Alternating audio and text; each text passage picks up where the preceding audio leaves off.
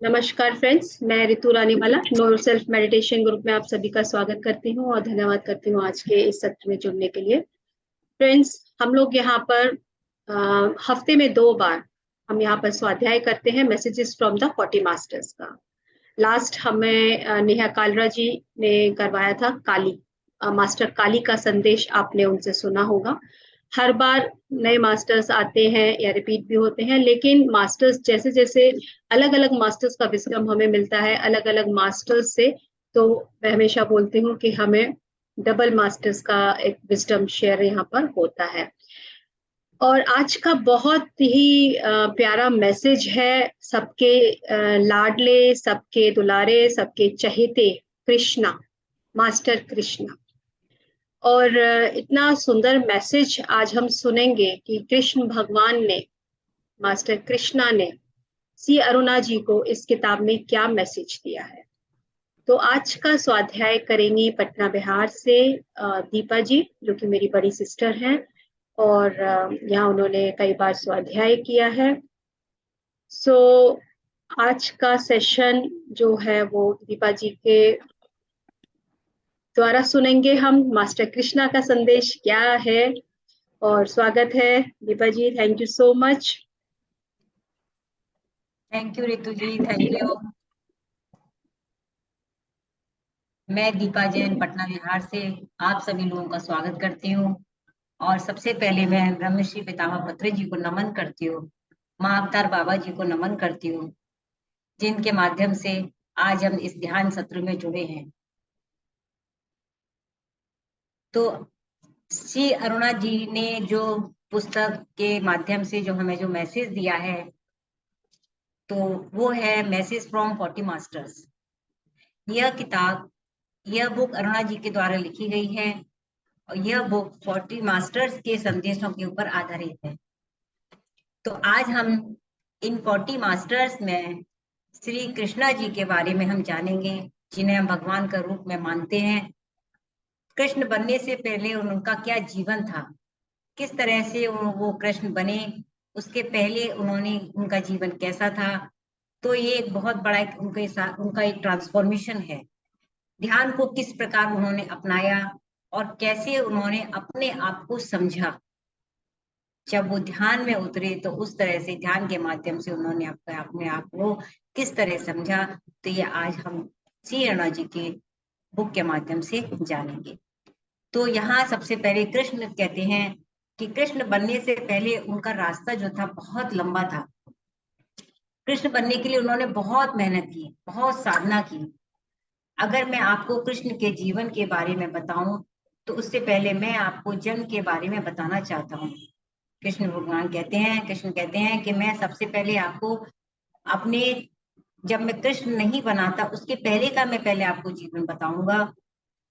उसके बाद मैं कृष्ण के जन्म तक पहुंचा था।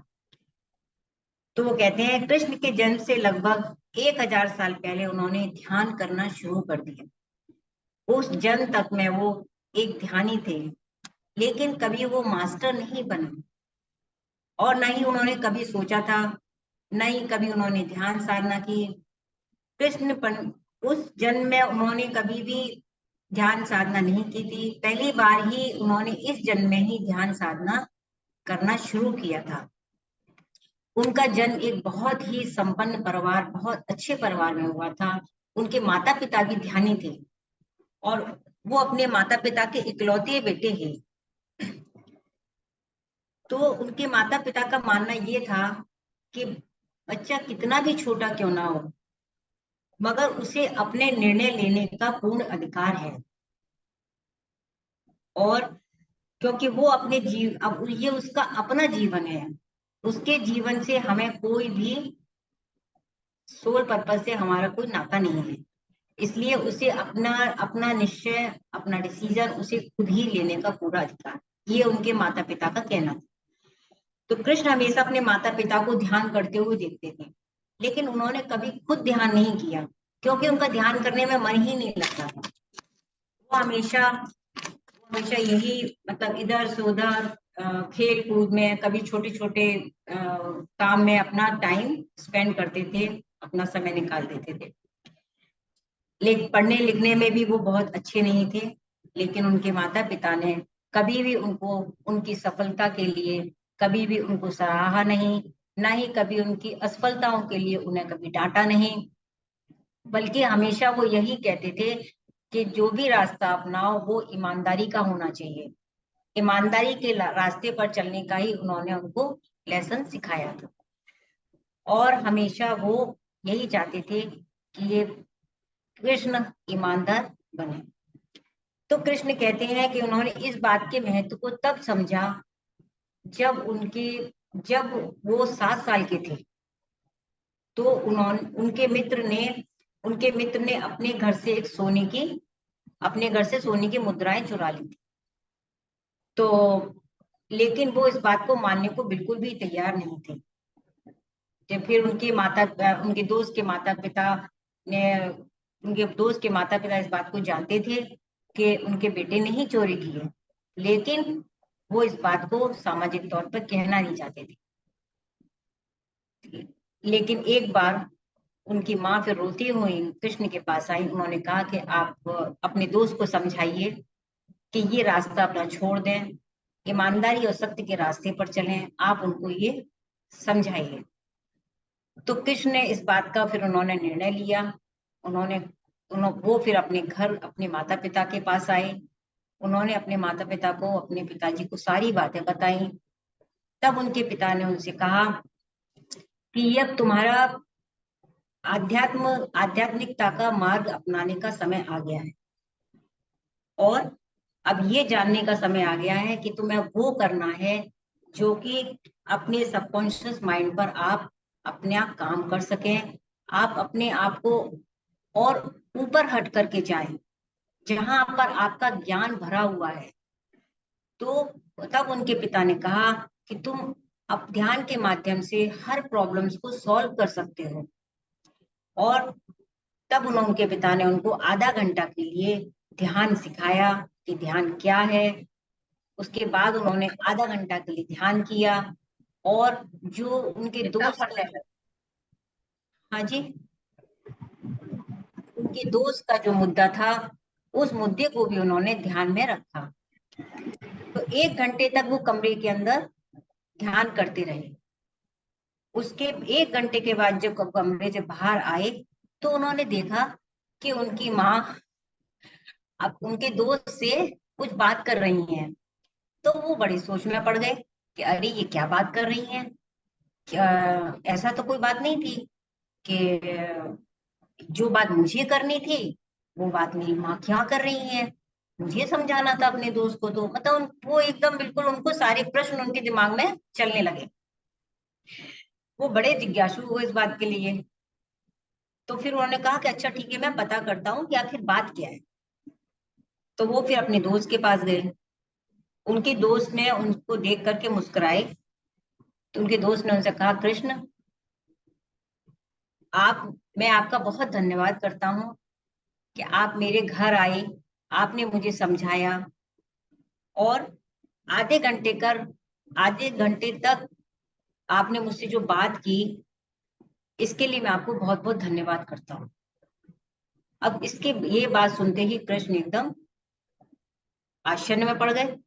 उन्होंने कहा कि भाई मैं तो कमरे से बाहर आया ही नहीं हूँ, फिर ये क्यों इस तरह से कह रहे हैं कि मैंने समझाया है, या मैंने कोई रास्ता बताया है। मैंने तो कुछ भी नहीं किया। मैं तो आधा घंटे कमरे के अंदर था, 1 घंटे के अंदर। तो फिर उसकी बात, सॉरी, तब उनके दोस्त ने कहा कि आपने मुझे समझाया था, आपने मुझे बहुत अच्छी बात बताई कि परिवार का धन चुराना गलत है। परिवार का जो धन होता है वो सामाजिक धन है, सबके लिए है वो धन, केवल आपके लिए नहीं है। तो फिर उसके बाद कहते हैं, अगर आप ही केवल अगर धन को चुराते हैं, या अगर आप ही धन को केवल लेते हैं, तो वो दुख का भागी होता है। वो हमारे लिए दुख लेके आता है। दूसरों के महत्वपूर्ण कामों में हम धन को धन का फायदा नहीं उठा पाते हैं और वंचित रह जाते हैं। हम चाहें तो किसी दूसरे को भी हम इसके लिए किसी की मदद कर सकते हैं, किसी को हम लाभ पहुंचा सकते हैं। तो उनका यही कहना था कि कृष्ण कहते हैं कि बच्चों में कभी भी धन चुराने की लालसा नहीं होनी चाहिए, बल्कि हमें अपने माता पिता से धन पैसा मांग लेना चाहिए। और सामाजिक तौर पर हमें, क्योंकि ये जितना धन माता पिता का होता है उतना ही धन बच्चों का होता है, लेकिन इसके लिए बच्चों को बच्चों का ये फर्ज होता है कि वो अपने माता पिता से अपनी परमिशन लें कि मुझे इस धन को खर्च करने का भी अधिकार है, क्या मैं यह धन आपसे ले सकता हूँ, मुझे इसकी आवश्यकता है, क्या आप मुझे दे सकते हैं। तो वहां हमारे लिए एक प्रश्न होता है कि हम अपने माता पिता से आज्ञा लेकर के उस धन को हम प्रयोग कर सकते हैं। तो यही यहाँ कृष्ण कहते हैं कि आप सलाह लेकर के, अगर आपको कोई कार्य करना है तो आप उनसे सलाह लीजिए और आप वो धन को खर्च कर सकते हैं। तो यहीं पर हमें कृष्ण संदेश देते हैं कि माता पिता के सामने हमारी सभी मांगों को रखना बहुत ही महत्वपूर्ण है। अगर हम अपनी मांगे उनके सामने रखेंगे तो वो जान पाएंगे कि हाँ, बच्चों को किस चीज की जरूरत है। कभी कभी ऐसा होता है कि हम बच्चे कभी अपनी जरूरतों को अपने माता पिता के सामने, अपने मम्मी पापा के सामने नहीं कहते हैं, तो पेरेंट्स को भी नहीं पता चलता है कि बच्चे को किस चीज की जरूरत है। भाई हर चीज की नीड्स तो वो नहीं ध्यान रख पाते हैं ना। इसीलिए उनका कहना है कि बच्चों को भी कह देना चाहिए कि हाँ, किस चीज की जरूरत है, मुझे वो चीज चाहिए। और हम अपने बच्चों को ताकि समझ भी पाएंगे कि बच्चों को इस चीज की आवश्यकता है। माता पिता अपने बच्चों की इच्छाओं को कभी भी छोड़ना नहीं चाहते, वो हमेशा यही चाहते हैं हमारे बच्चे खुश रहें। हम उनकी हर इच्छा को, कोशिश यही करते हैं माता पिता कि हम अपने बच्चों की इच्छाओं को पूरा कर सकें। और मगर कभी कभी वो इतने मजबूर हो जाते हैं कि कोई कोई ऐसी इच्छा होती है कि जो उनके उनके बजट के बाहर होता है, तो वो नहीं कर पाते हैं, या फिर उनके पास पैसा उनके पास उतना नहीं होता है जितना कि बच्चों की आवश्यकता है। तो इस तरह से कृष्ण कहते हैं कि यहाँ उनके पास उतना धन नहीं होता, यहाँ पर उनकी वजह, जिसकी वजह से वो बजट के बाहर हो जाए, मांग को पूरा भी नहीं किया जा सकता। और आप अपने माता पिता को तभी समझ पाएंगे जब आप उनसे मांग करेंगे, और वो आपकी इच्छा मांग किस प्रकार पूरी करेंगे। हमारे माता पिता अपने बच्चों से बहुत प्यार करते हैं, वे अपने बच्चों के विरुद्ध जाकर के हाँ जरूर प्रश्न कर सकते हैं कि आपको किस चीज की जरूरत है, क्यों चाहिए, किस लिए चाहिए, क्या करोगे। ये प्रश्न पूछने का उन्हें पूरा अधिकार है, क्योंकि वो हमारी हर इच्छा का ध्यान रखते हैं।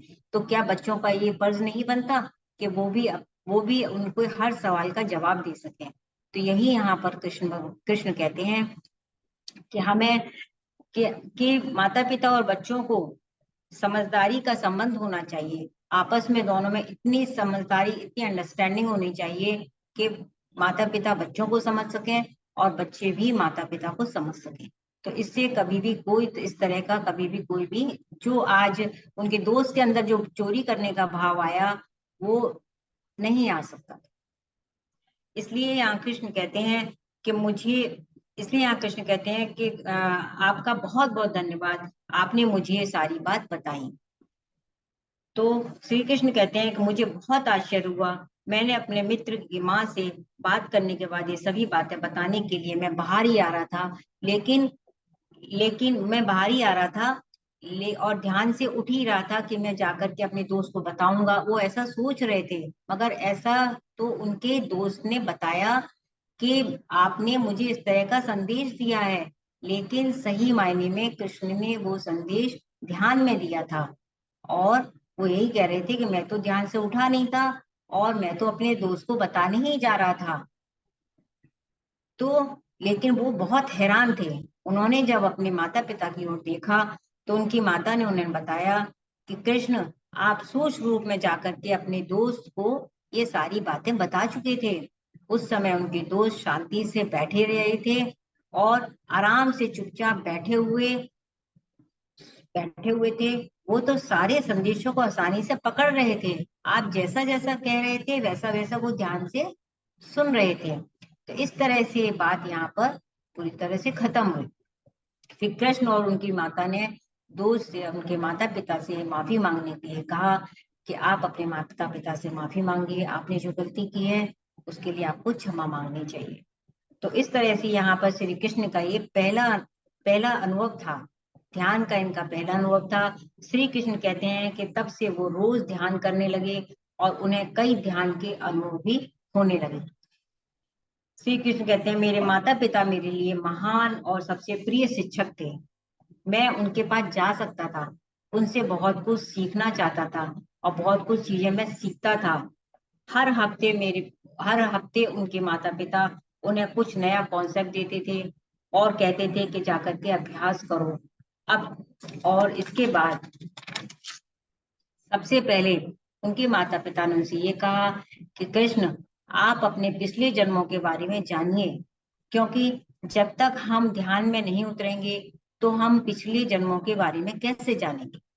हमें कैसे पता चलेगा कि आप कौन सा पार्ट आपका कंप्लीट हो गया है, आप इस जन्म में आप क्या सीखने आए हैं, आपका कौन सा पार्ट अभी बाकी रह गया है जो कि अभी आपको सीखना है इस जन्म में, तो और वो पार्ट आपका अधूरा रह गया है। तो इस तरह से श्री कृष्ण ने ध्यान से पहले 100 साल तक ध्यान का अभ्यास किया और अपने सभी पुनर्जन्म का अनुभव भी किया और उनको देखा जो उनके लिए अधूरे रह गए थे। कृष्ण कहते हैं कि उन्होंने 1 वर्ष तक अपने पिछले अवतार को जानने में बिताया। उन्होंने अपने आप को भावनात्मक दोषों में थोड़ा सा तल्लीन भी पाया था। जब वो 10 साल के थे तब उन्होंने जान लिया था कि उन्होंने एक विशेष अवतार लिया, और वो भी विशेष अवतार उन्होंने किस लिए लिया था, केवल ध्यान करने के लिए। उनका कहना है कि कई अवतारों में हम ध्यान करने के लिए आते हैं, कई अवतारों में हम ध्यान सिखाने के लिए आते हैं, इसलिए लेकिन मैंने जो अवतार लिया था वो सिर्फ केवल ध्यान करने के लिए लिया था, मास्टर बनना नहीं था। अब अवतार तो कम समय है एक पूर्ण ज्ञान के लिए, इसलिए उन्होंने 7 अवतार लिए थे, 7 जन्म 7 अवतार। उस अवतार में उन्होंने बहुत कुछ सीखा था। जब तक उन्होंने अपने सॉरी जब वह 150 वर्ष के थे तो उनकी मृत्यु हो गई। उन्होंने अपना भौतिक शरीर भी त्याग दिया था। फिर उसके बाद उन्होंने जो उनको कृष्ण के नाम से जो जानते हैं, उन्होंने जो कृष्ण के नाम से जानते हैं, उस रूप को सिद्ध करने के लिए उन्हें 7 जन्म 7 अवतार लेने पड़े कृष्ण बनने के लिए। जब उन्होंने कृष्ण के रूप में जन्म लिया था तो उसके लिए उनको 7 जन्म और 7 अवतार लेने पड़े थे, तब उसके बाद कृष्ण का जन्म हुआ था, जबकि उस वक्त वो ध्यान भी कर रहे थे। उसके बाद उनका जन्म कृष्ण के रूप में हुआ था। तो यही यहाँ पे कहते हैं कृष्ण के उन सभी 7 अवतारों में सबसे महत्वपूर्ण पहलू को वो समर्पित हैं। कौन कौन से 2 महत्वपूर्ण हैं? ध्यान और अपने आप को जानना। ध्यान के बारे में हमारे पत्री जी ने भी हमें प्रेरणा दी है। उन्होंने हमें ध्यान की पूर्ण शिक्षा भी दी है। प्रत्येक मास्टर से सीखना, विचारों के ऊपर काम करना, ये हमने अपने ब्रह्मश्री पितामह पत्री जी से ही सीखा है। श्री कृष्ण ने उन 7 अवतारों में के बारे में सीखा है जो हम पिरामिड मास्टर बनकर सीख रहे हैं। श्री कृष्ण कहते हैं कि वो प्रत्येक गुरु के साथ सूक्ष्म और शारीरिक रूप से यात्रा करते थे। उन्हें अपनी तीसरी आंख का उपयोग करने में सिद्धि प्राप्त हो गई थी। वो थर्ड आई से अपने 3 लोगों की यात्रा भी कर सकते थे। वो कहते हैं कि हर दिन ऐसी ऐसी घटनाएं घटती रहती थी कि उन घटनाओं में से वो एक सबक सीखते थे। हर व्यक्ति से वो सबक सीखते थे, हर चीज से वो सबक सीखते थे। जो भी आसपास जो भी चीजें होती थी उन सब से उन्होंने बहुत सबक ही सीखते थे, और प्रत्येक व्यक्ति के जीवन ने उन्हें जीवन की समझ ही दी। तो वो यही कहते हैं कि हर वस्तु से वो कोई ना कोई बात सीखते थे। पेड़ पौधे, नदी, जंगल, पानी, सबसे वो सीखते ही थे। सीखने के लिए हमेशा वो तैयार रहते थे। वो कहते हैं कि वो इन सभी चीजों से बात करने लगे थे। जैसे कि मैं आपसे बात कर रही हूँ, उसी तरह से वो भी अगर वो हवा से कहते कि मेरे लिए बारिश कर दीजिए, तो वहां थोड़ी देर के बाद ही बारिश हो जाती। तो वो एक बहुत ही अद्भुत तरीके से बात करते थे कि प्रकृति भी उनकी बात को स्वीकार कर लेती थी। और फिर उन्होंने कृष्ण से पहले 7 अवतारों में ही ये सब सीखा था। लगभग उसमें उन्हें 9 वर्ष लग गए थे। इसके बाद जब श्री कृष्ण कहते हैं कि कृष्ण के रूप में उनका जो अवतार था, जो उन्होंने कृष्ण के रूप में जो जन्म लिया था, उनके बारे में उन्होंने बहुत सी बातें कही हैं। जैसे वो एक बहुत शक्तिशाली मास्टर थे, एक परम ज्ञानी के रूप में लोग उन्हें देखते थे, कृष्ण की पूजा की जाती है, और कृष्ण एक प्रबुद्ध मास्टर भी हैं। कृष्ण की पूजा हम लोग इसलिए करते हैं क्योंकि वो हमारे हर दुख को हर लेते हैं, हमारी सारी परेशानियों को दूर करते हैं। और कृष्ण कृष्ण पांडवों ने उनकी बहुत प्रशंसा की थी। वह द्रोण, भीम, अर्जुन, नकुल, सहदेव, कुंती, अश्वत्थामा जैसे गुरुओं के भी गुरु थे। गोपिकाएं भी उनसे बांसुरी के लिए ही उनसे प्रेम करती थी। और जब जब कृष्ण बांसुरी बजाते थे तो सभी पूरे पूरे वृंदावन की गोपिकाएं उसमें बिल्कुल रम जाती थी, उनसे प्रेम करने लगती थी। तो यहीं पर यहाँ पर कृष्ण कहते हैं कि वो उन्हें बांसुरी के साथ 7 लोगों में यात्रा भी करवाते थे। वो एक अद्भुत पति भी थे। उनके पास ज्ञान, बुद्धि, शक्ति और प्रेम प्रेम था, जिसे वो अपनी पत्नियों के साथ बांटा करते थे। कृष्ण बलराम के प्रिय भाई थे। दोनों में आपस में बहुत तर्कनामा प्रेम था। ये बहुत ही लंबी यात्रा थी। इसलिए यहाँ पर कृष्ण कहते हैं कि मैं अब आपको एक बहुत ही ईमानदारी से बात कहना चाहता हूँ कि ये यात्रा बहुत ही लंबी थी। 9 शताब्दी में ध्यान, आत्म विश्लेषण के प्रति समर्पण ने परम ज्ञान के अधिकारी बनने का शुद्ध परिणाम दिया। तो श्री कृष्ण के जीवन से हमें यही सीख मिलती है कि अगर आपका ध्यान दृढ़ हो, संकल्प हो, तो अगर आप अभ्यास में भी अगर दृढ़ हो, तो एक ना एक दिन यह अवतार सबका आएगा, जब वो परिपूर्ण ज्ञान हम सबको प्राप्त हो जाएगा। इसीलिए हमें आज से, अभी से और इसी वक्त ही ध्यान करना चाहिए। जिस तरह से एक उदाहरण है एक सामने कि वो कहते हैं कि जो वैज्ञानिक होते हैं, गणित का सूत्र हमें बताते हैं, चाहे सूत्र बताने में हमें 10, 15, 20 साल लग जाएं, लेकिन जब वो सूत्र हमें दिए जाते हैं तो हमें उतना समय नहीं लगता है। हम उसको कुछ ही पल में, कुछ ही समय में हम उसको उस समस्या का हल निकाल देते हैं। लेकिन जिस वैज्ञानिक ने मेहनत की है, उसको किस तरह से उसने 10-15 साल में जिसने उसने समय लगा करके उसको पूरा किया है, उसने ज्ञान प्राप्त किया है, और आज वो वही हल आप 1 मिनट में, 2 मिनट में आप करके निकाल देते हैं। तो यही कृष्ण कहते हैं कि आपको अपने मास्टर से सत्संग जागृत करना चाहिए। जो मेहनत पहले के पुराने मास्टर्स कर चुके हैं, आपको उनसे साझा करना चाहिए और आध्यात्मिक पुस्तकों का ज्ञान प्राप्त करें। नए नए मास्टर्स के अनुभवों को सुने, उनसे बात करेंगे तो आप उनके अनुभवों से बहुत कुछ सीख सकते हैं। कृष्ण हमें यहाँ ये संदेश देते हैं कि आप पहले अपना लक्ष्य निर्धारित करें, उसके बाद ही आपको क्या करना है ये निश्चय करना है। ज्ञान प्राप्त करने के बाद आप समय को बर्बाद ना करें, समय का पूरा उपयोग करना चाहिए। कुछ लोगों को इस बात का आश्चर्य हो रहा होगा कि मैं कृष्ण के रूप में अपने अवतार के दौरान इतना शक्तिशाली कैसे हो गया। ये बात कृष्ण कहते हैं कि मैं किस तरह से मैं शक्तिशाली हूँ। शायद इस बात का प्रश्न कभी भी आता है मन में कि कृष्ण इतने इतने ज्ञानी और इतने मास्टर्स किस तरह से हुए, इतना उनके अंदर इतना ज्ञान, इतने शक्तिशाली वो कैसे हुए। तो उनका यही कहना है कि मैं उस अवतार में पूरी चेतना के साथ था, और दूसरा कि मेरा सारा ज्ञान मेरी उंगलियों पर था। यही कारण से ज्ञानी पुरुष मेरे सामने तुरंत संतुष्ट हो गए, यहाँ तक कि नारद भी। इसलिए इसलिए जब तक ध्यान करते रहेंगे, आत्मा की प्रगति को कोई भी नहीं रोक सकता है। कृष्ण यहाँ एक संदेश भी देते हैं कि ध्यान और आध्यात्म में आगे बढ़ने के लिए आज और अभी से हमें निरंतर प्रयास करते रहना चाहिए। जैसे कहते हैं, कहावत है, कबीरदास जी ने दोहा लिखा है, काल करे सो आज करे सो अब, पल में परले होए बिगे बहुरी करे हो कब। तो हमें निरंतर प्रयास करते रहना चाहिए, क्योंकि कल के बारे में हमें पता नहीं, हो सकता है परिस्थिति बेहतर हो सकता है नहीं भी हो। तो अगर आप खुश हैं, इसका मतलब ये है कि आप ध्यान आपको आज ही करना है। हम खुश रहेंगे तभी तो ध्यान करेंगे। अगर हम खुश नहीं रहेंगे, दुखी रहेंगे अंदर से, तो हमारा तो ध्यान करने में मन ही नहीं लगेगा, इधर उधर हम डिस्ट्रैक्ट होते रहेंगे। इसलिए वो कहते हैं कि ध्यान आज ही करना है, क्योंकि आपको पता नहीं कल आप दुखी होंगे तो आप दुख में ध्यान कर पाएंगे या नहीं कर पाएंगे। तो इसीलिए इस पल का हमें इंतजार नहीं करना चाहिए।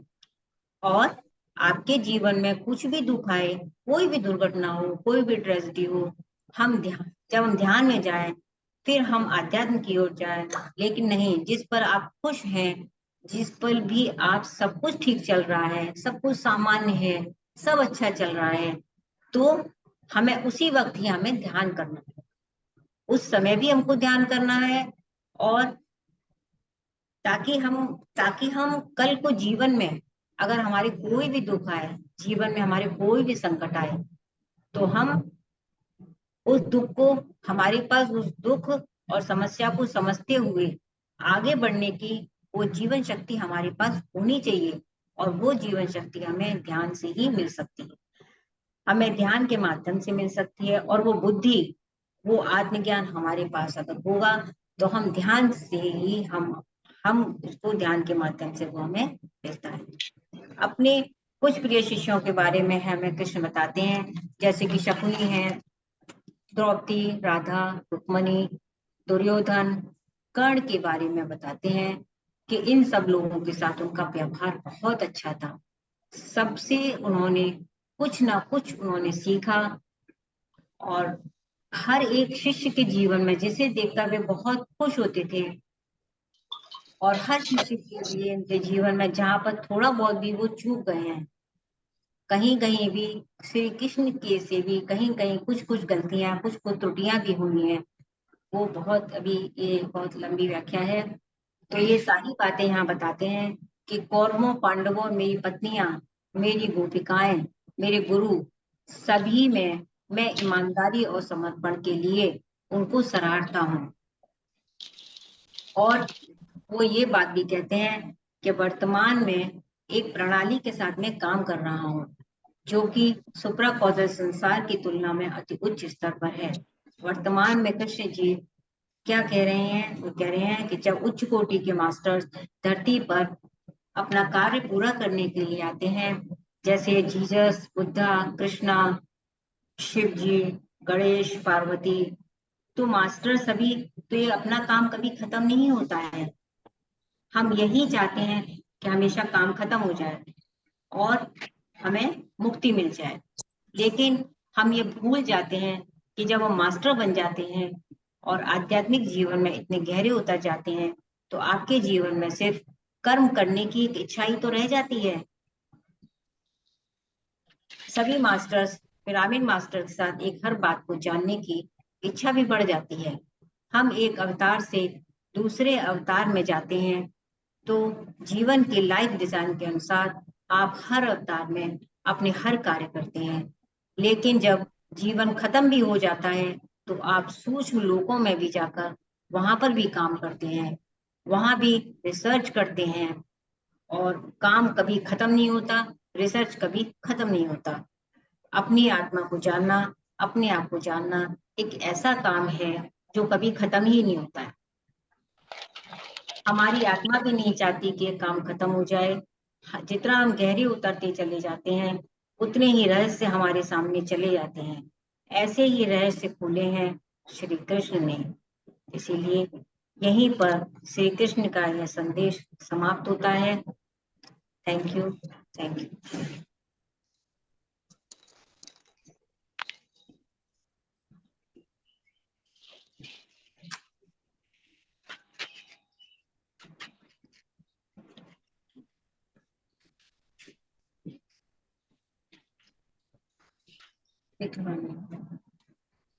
So, thank you for sharing such a wonderful Swadhyaya of Krishna so very nice. तो सीमा जी, आप अपना वीडियो ऑन कर लीजिए प्लीज। तो हम आपको, आप जो भी शेयर करना चाहते हो आप वीडियो ऑन कर लीजिए।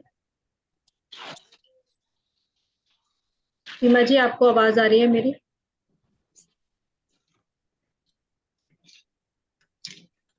आप वीडियो ऑन कर सकते हैं। हाँ जी, एक मिनट। मेरा थोड़ा नेटवर्क की प्रॉब्लम आ रही है। वीडियो ऑन करने से वॉल्यूम थोड़ी लो हो जाएगी। चलिए हेलो। हाँ जी, आप पूछिए, आप बात कीजिए please. Deepa ma'am, so nice wisdom. बहुत ही अच्छा। एक तो मैं बहुत कंफ्यूज रही कि आप दीपा मैम हैं कि मीनू मैम हैं, क्योंकि आपकी आवाज मैं फर्स्ट टाइम आप मतलब सुन रही हूँ आपको। तो Okay. बहुत अच्छे से। एक तो मेरा फेवरेट टॉपिक है कृष्णा।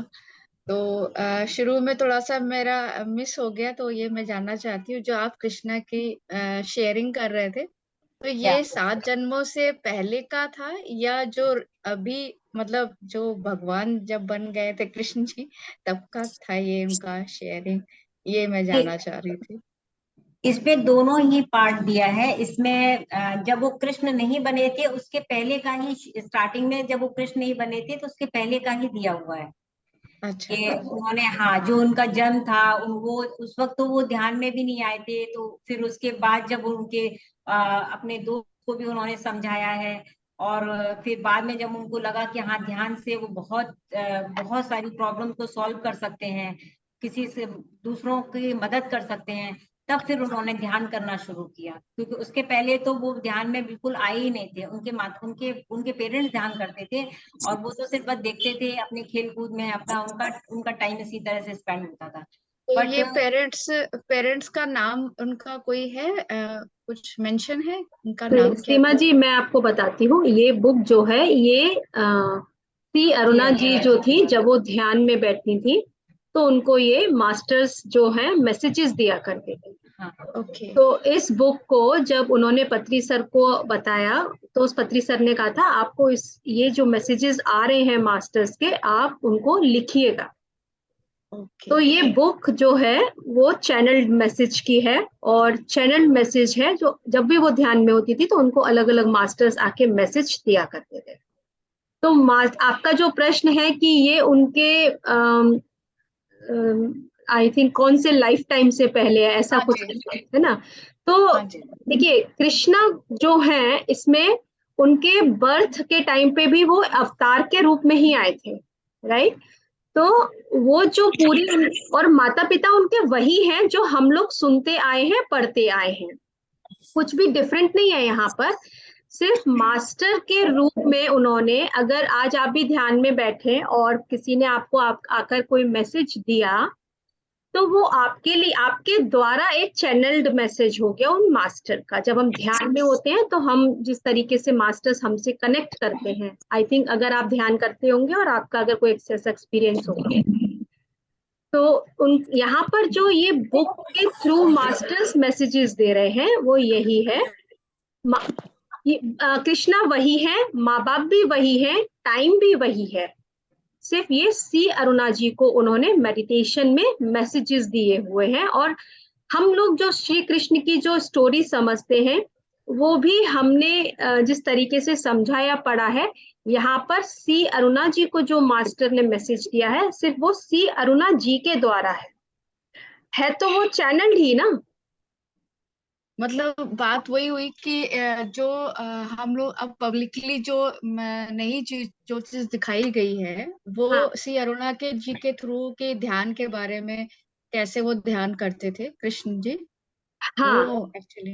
हाँ, ओके। Yes yes yes. क्योंकि इसको हम श्री कृष्ण को या तो गीता से समझते हैं या हम किसी और किताब से समझते हैं। आपने हमने जितनी स्टोरी पढ़ी या समझी हम उतना ही समझते हैं, राइट? यस। लेकिन जब यस। हम, हाँ, ये सिर्फ सी अरुणा जी को नहीं, ये जैसे जैसे हमारे ध्यान में अ, हम और गहरे उतरेंगे और हम भी हमें भी मास्टर्स मैसेजेस आकर देते हैं, राइट? अब वो हमारे ऊपर है कि हम कैसे उन चीजों को समझें, हमारी इंट्यूशन है। आपको अपने इंट्यूशन से समझना पड़ता है। जैसे जैसे आपकी मेडिटेशन के द्वारा फ्रीक्वेंसी अपराइज होने लगती है, आप उन मैसेजेस को बिल्कुल क्लियर समझने लगते हैं। तो यहाँ पर सी अरुणा जी को रेगुलर मैसेजेस, क्योंकि इसमें डेट और टाइम सब दिया गया है, और जब उन्होंने पत्री सर को बताया तो सर ने बोला कि अब आप इनकी बुक निकालिएगा। तो इसमें 40 मास्टर्स के मैसेजेस हैं जो कि सी अरुणा जी को अलग अलग मास्टर्स ने मैसेज दिए हैं। कृष्णा वही है, माँ बाप भी वही है, टाइम भी वही है। ओके, तो मैम फिर आपने और सारे हो चुके हैं शेयरिंग, मतलब हाँ और हाँ, मास्टर्स? आप हमारे ग्रुप में हैं, आई डोंट नो अगर आप फर्स्ट टाइम ज्वाइन किए नहीं हैं। नहीं है, नहीं व्हाट्सएप ग्रुप पर हूँ मैं आपके। ओके, नो मैंने योर कल के सेल्फ में ज्वाइन। है, मैं प्लेलिस्ट जो है उसमें शेयर कर दूंगी पूरी मैसेजेस फ्रॉम द 40 मास्टर की जो प्लेलिस्ट है, क्योंकि ओके अब सिर्फ 4-5 मास्टर रह गए हैं। जी बाकी जी। शुरू से जो भी हुए हैं मैं आपको उसकी प्लेलिस्ट ग्रुप में शेयर तो कर ये दूंगी। एवरी फ्राइडे आता है आपका नहीं मास्टर्स नहीं, शेयरिंग? ये वेडनेसडे है और फ्राइडे है। ओके ओके, किसी थैंक यू मैम। रीजन से, हाँ जी, किसी रीजन से अगर टाइम इसको डे को चेंज करना पड़े, अदरवाइज ये फिक्स है हमारा Wednesday and Friday. And Friday, okay, thank you ma'am, इतना। Thank you so much. So friends, यदि और कोई शेयर करना चाहे तो प्लीज हैंड रेज कीजिएगा। आज मेरे पास थोड़ा समय कम है, और जब तक हूँ तब तक मैं सेवा दे सकती हूँ। क्यों, क्या हुआ, कहाँ जा रही हो? चलिए, ये प्राइवेट बात है, ये हम फोन पे कर लेंगे। सेशन से रिलेटेड अगर किसी का कोई क्वेश्चन या शेयरिंग हो तो प्लीज हैंड रेज कीजिए। ठीक है।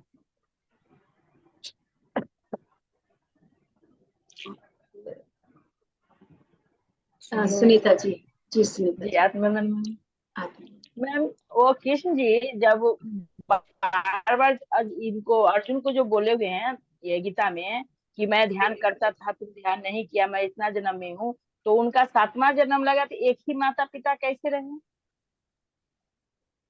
क्या क्वेश्चन है आपका?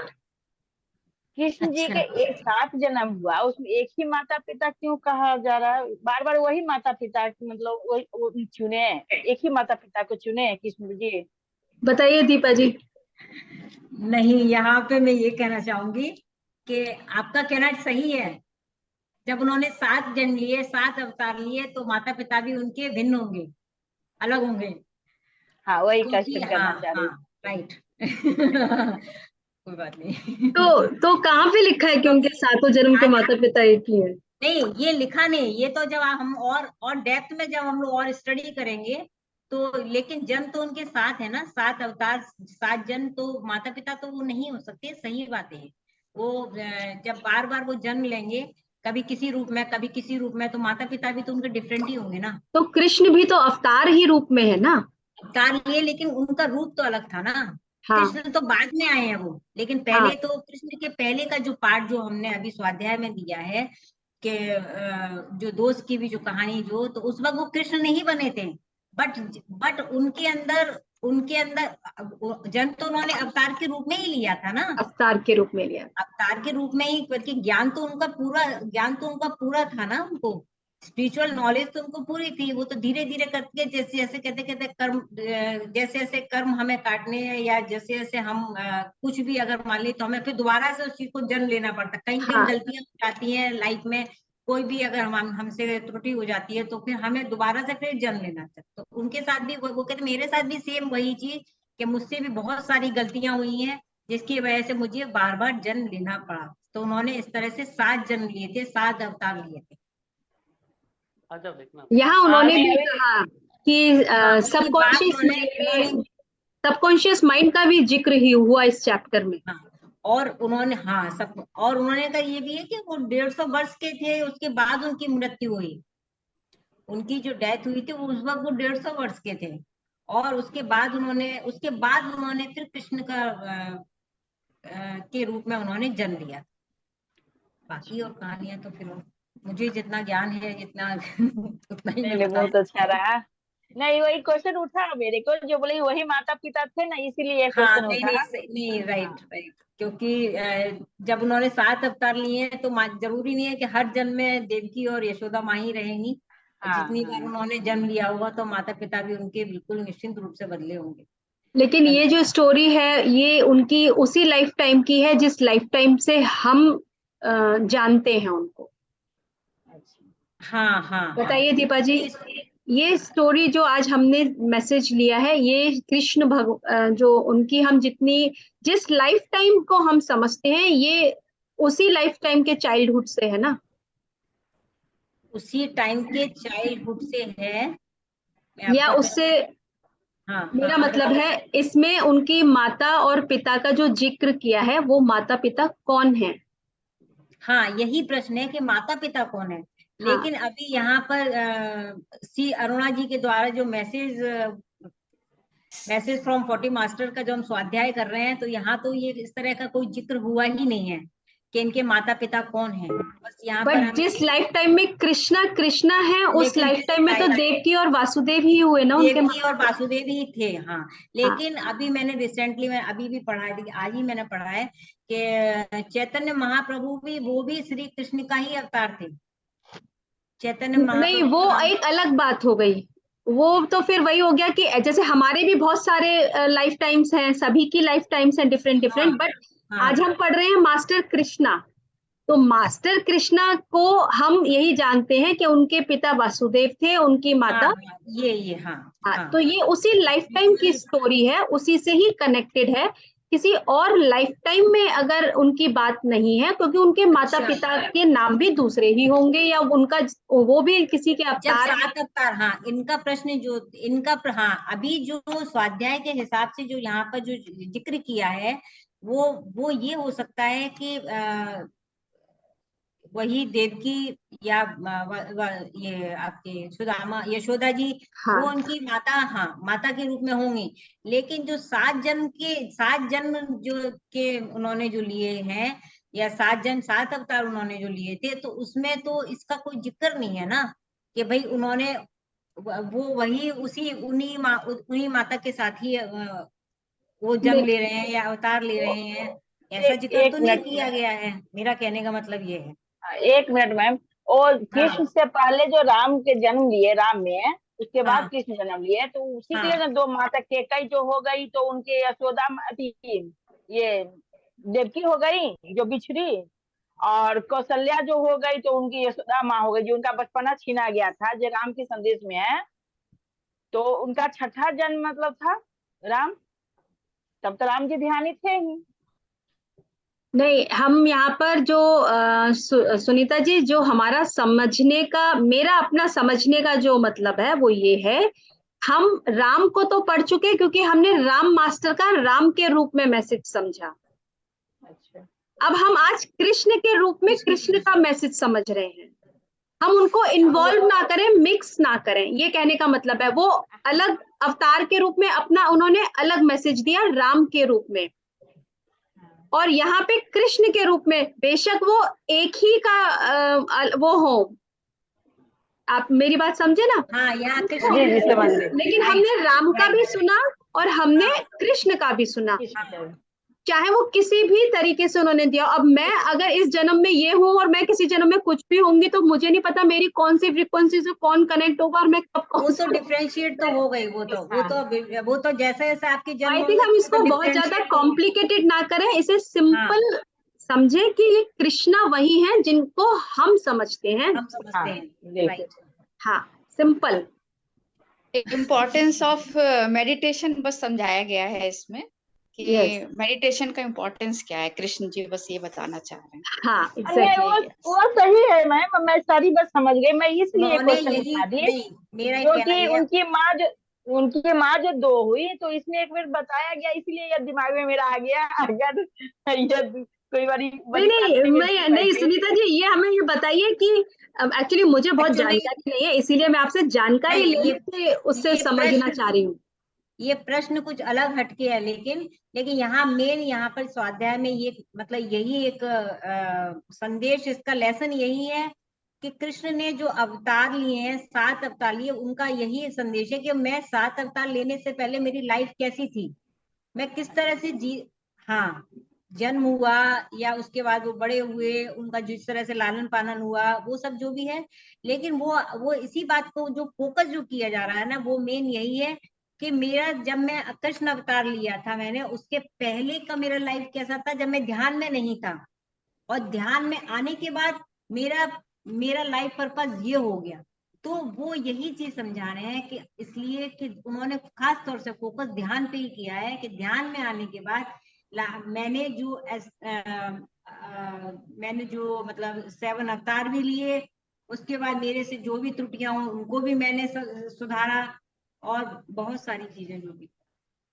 तो इस तरह से हम इसको ऐसे समझ सकते हैं कि हमारी जो बिगनिंग है कि ध्यान में आने के बाद हमने अपनी त्रुटियों को समझना हो। हाँ, जैसे हम लोगों ने भी आज ध्यान के पहले हम लोगों से इतनी गलतियां होती थी, हमें खुद अब पता चलता है कि हमने यहाँ गलतियां की हैं, लेकिन हाँ। ध्यान में आने के बाद हम जो कर रहे हैं अब हम और रिफाइन करना चाहते हैं उसको। अब हम चाहते हैं और अप जाए, हम लोग बैक तो नहीं होंगे ना ध्यान में आने के बाद, हम लोग चाहेंगे हम और आगे जाएंगे, आगे जाने की कोई। तो वही वो चीज हमें यहाँ पर के लिए है कि ध्यान हमारी यात्रा आगे जाने के लिए ही है। यस, वो हमको यही लेसन दे रहे हैं कि हम ध्यान में बहुत ध्यान करके थैंक और आगे थैंक हम यू और तरक्की उन्नति करें। जी, थैंक थैंक यू और सुनीता। मैं सचमुच में ध्यान में आने के बाद बहुत परिवर्तन होता है, मैं भी हाँ। महसूस की हूँ। 3 साढ़े 3 साल से कर रही हूँ, उतनी जानकारी नहीं है जितनी होनी चाहिए, लेकिन मैं करती हूँ क्योंकि हाँ। मैं ना जैसे सुनती रहती हूँ ना, मैं कंफ्यूज सचमुच में रहती हूँ। अपर्णा मैं बोलती है, सुनीता जब कंफ्यूज रहती है,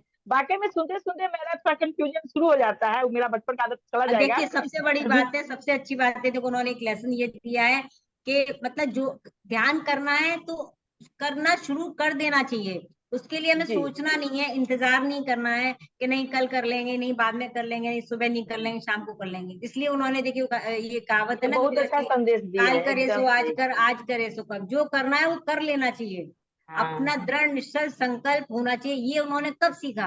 ध्यान में आने के जी, बाद। तो बात वही, हाँ, तो इसलिए ये लेसन्स हैं उनके, इसलिए कि ताकि उन्होंने कहा कि जब मेरे 7 अवतार के बाद ही मेरे अंदर ये सारे परिवर्तन आए, और मैं वही संदेश आप लोगों को दे रहा हूँ। जी, वेरी नाइस। अब ध्यान का तो बहुत फायदा है, वो तो ध्यान में इसलिए आने के ध्यान बाद ही करना लोग को पता जरूरी चलता है। हाँ, मैं जब से सीखी हूँ तब से छोड़ी नहीं हूँ, भली आग पीछ हो जाती है कारण समस्या के कारण, चाहे जो भी हो, कोई आ गया चाहे कुछ भी, तो वो छोड़ती तो नहीं हूँ, किसी न किसी टाइम कर लेती हूँ, लेकिन ध्यान का फायदा बहुत है। मैं एक वीडियो बनाई हूँ, कब से बनना मैं मांग रही थी, तो आज वो पूरा मुझे काटछाट करने नहीं आता, बहुत बड़ा वीडियो बन गया था, तो मैं बेटी से बनवाई हूँ। तो क्या मैं आप लोग को भेज सकती हूँ? वीडियो। आप भेज दीजिएगा, आप भेज दीजिएगा। ओके, मैं मतलब ध्यान में किस तरह आई, किस कारण से आई, ये कैसे आई, और मेरी क्या समस्या रही है, वो मुझे थोड़ा सा छोट करवा के मैं बेटी से मंगवाई हूँ भेज के, तो वो मैं भेज दूंगी। ठीक है, ठीक है। जी, आप निर्मला जी का जो है शेयरिंग है वो और ले लीजिएगा, उसके बाद मैं आप ध्यान कराइएगा, क्योंकि शायद मेरा फोन आ गया है, एक सेकंड। हाँ हाँ हाँ, ठीक है। आत्मनन दीपा जी, आत्मनंदन निर्मला जी, बहुत आत्मनंदन। बहुत अच्छा आपने स्वाध्याय कराया, बहुत मजा आया और अच्छी जानकारी दी, बहुत बढ़िया। और सच में ध्यान ज्ञान में तो हम आ गए तो बहुत आगे बढ़ते जा रहे हैं, क्योंकि पहले तो कोई कुछ कह देता था तो वही रात को लेके बैठ जाते थे और उसी के पीछे पड़ जाते थे। जब से ये ध्यान ज्ञान शुरू हुआ तो उस चीज को वहीं के वहीं छोड़ा और आगे बढ़ने लगे। बस, बिल्कुल। Thank you very much thank you. आपको। ओके, चलिए ध्यान करवाइए। Okay, thank you so much friends. तो दीपा जी, मेरा तो समय आ गया है जाने का, और मैं रिकॉर्डिंग बंद कर देती हूँ, और आप गाइडेड करा दीजिएगा आज विदाउट म्यूजिक।